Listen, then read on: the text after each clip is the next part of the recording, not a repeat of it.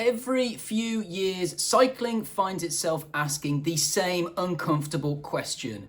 Is the sport really clean? In 2025, riders are climbing faster than ever, smashing records that were once thought untouchable naturally. And of course, it's left some fans asking the question, how is this possible? Are these performances the result of cutting-edge nutrition, training, and technology advances? Or after the scorched earth and fire of the Lance Armstrong era, is there still smoke inside the peloton? It's a difficult question to ask, and an even harder one to answer, but we're going to do our best by looking at the reasons for, looking at the reasons against, and I'll give you my personal opinion as well. So let's dive into this one and have a look. I think first we have to take a look at the reasons people understandably have doubt about the current state of cycling. There's of course a number of reasons, but I think first, foremost, most prevalently, is clearly the infamous history in cycling around EPO doping that we'll probably call the Armstrong era in the 2000s.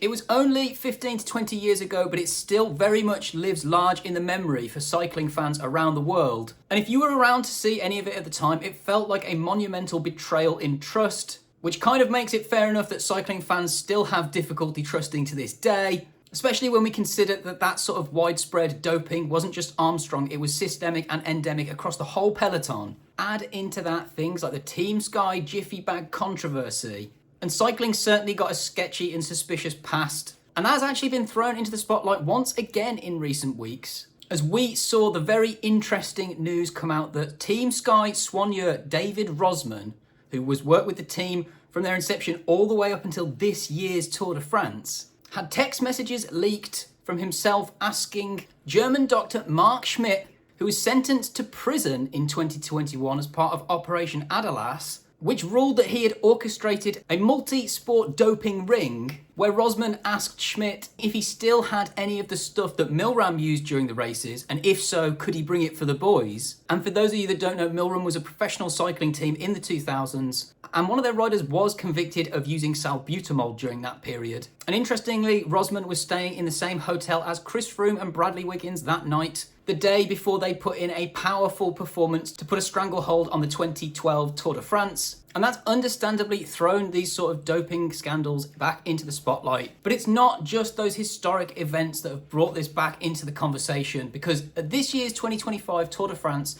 and really the whole season and the last few seasons, we've seen everything from race times, climbing times, and power numbers go through the absolute roof and bring them back to arguably the same levels or possibly even stronger than those that were being achieved by those that we know were doping during those periods in the 90s and 2000s. But it's not just the comparison to those numbers from the 2000s and 90s that are really, really interesting. It's actually the difference if we compare it to, say, 10 years ago when we were looking at maybe 2015 and a peak Chris Froome.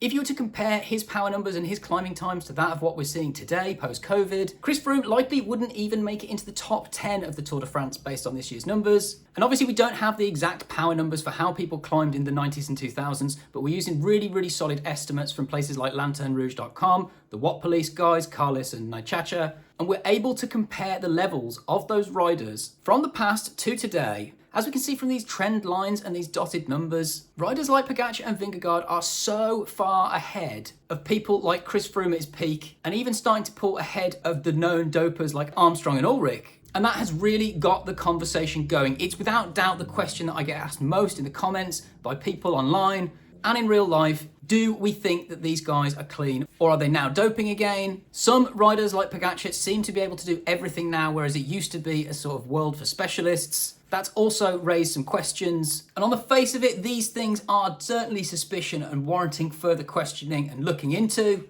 But are there any explanations that might account for these huge leaps in performance gains that don't relate to doping? Well, actually, if we look into it, the answer is probably yes. There are certainly things in combination might explain some of these gains, and there's a number of noteworthy ones worth mentioning. I think most importantly, probably firstly, one of the biggest changes that we've seen since 2015 is without doubt fueling and nutrition. It doesn't sound like it would account for such a massive difference, but if we think about the fact that riders back then were using maybe 30 to 60 grams of carbs an hour, but today the best guys are up to 120 all the way up to 180 sort of grams of carbs an hour, that's quite literally double the fuel going into the engine So it's no wonder on that basis that they can push harder and longer. Lance Armstrong's teammate Tyler Hamilton wrote in his book, The Secret Race, that he would finish these huge monster rides on tour stages, fueled only on EPO and nothing else, not eating all day, and then treating himself to some sparkling water and sucking on some hard candy to keep the hunger pangs away. So if you compare that to Pogačar doing his Zone 2 rides at plus 300 watts for several hours, likely burning off 1200 calories an hour, it is night and day the difference between those two approaches. Maybe that also explains how pro riders are able to race more year round these days because they're doing it more sustainably. But potentially on its own, that might not explain the equation. The other really important things to note here are advances in things like technology. Small watt savings might not sound like a lot, but they add up.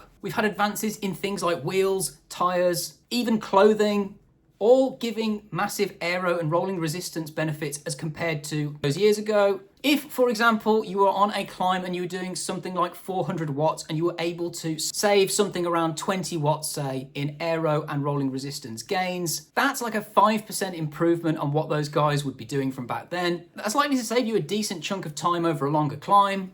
So I've got a favour to ask, guys. If you're enjoying this one, please hit the subscribe button. It's free and it really helps the channel. And if you also factor in things like marginal gains from drafting behind a teammate and being paced, it might explain part of the picture as well. And to give you an example of what I mean by that, a lot of the climbs where we've seen big performances in terms of the numbers and the speeds has been where it's potentially more than one GC rider. If we look at the Hautacam climb, which Bjarne Riise holds the record on, Pogačar raced that one this year at the Tour de France where he dropped Jonas early and he rode most of the way up that one solo. And he was actually 30 seconds slower than Bjarne Riese's record on that one. But if we compare that to a climb that they did later on in this year's Tour de France, Von 2, they did break the climbing record on that one. But that was interesting because it was essentially Vingegaard pacing the way up that one with Pogačar sat in the wheel who then outsprinted him at the end. The other variable that we need to consider is the advancement in things like training techniques and methods. Obviously, the one that we're hearing a lot at the minute is Zone 2. And if we look at Pogačar's improvement since the 2023 Tour de France when he lost the yellow jersey to Jonas Vingegaard, he and his coaches, Inigo San Millan and Javier Soler, have specifically noted their tweaking and use of Zone 2 as a hugely important factor in combination with adding in strength and core work, alongside working on improving mitochondrial efficiency and implementing things like heat training. And if you add into that things like altitude camps, they've certainly revolutionized and improved the way that they've been training since years gone by.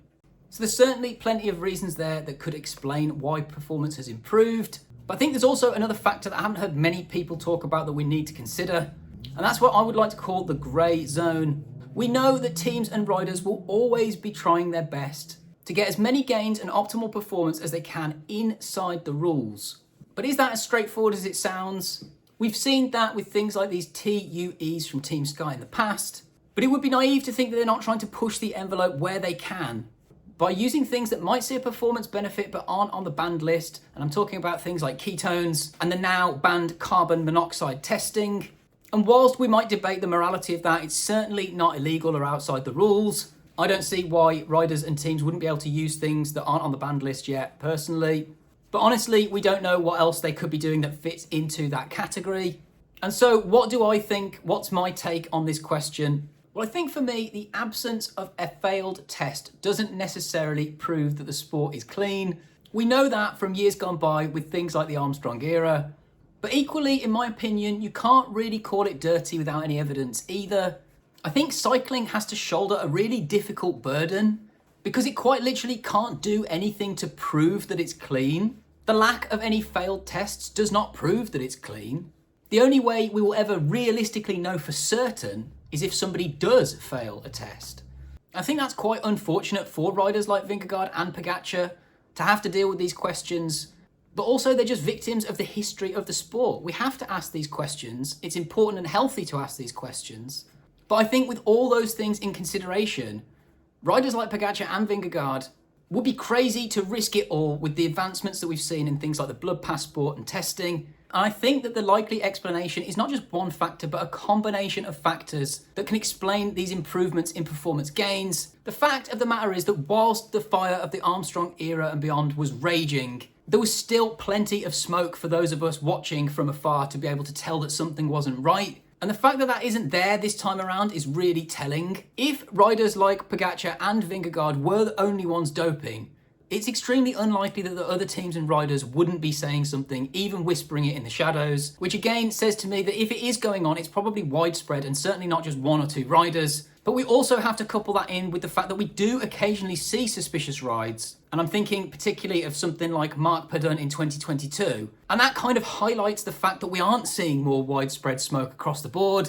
There's also no question to me that cycling media today is very much less investigative than it was around these sorts of issues, but also there are much less in terms of credible rumours going around. So for me, there's no silver bullet. I think it's probably a few factors stacked together. I don't think that the evidence suggests a massive hidden conspiracy, but as always in cycling, the doubt will never completely disappear. But that's healthy, especially with a history like cycling's. If we ignore the mistakes of the past, then we are doomed to repeat them. So what do you think? I know this is a controversial one. Is pro cycling clean in 2025? Let me know your thoughts down below. So thanks for watching this one. Make sure you like, comment, most importantly subscribe. It's free and it really helps the channel.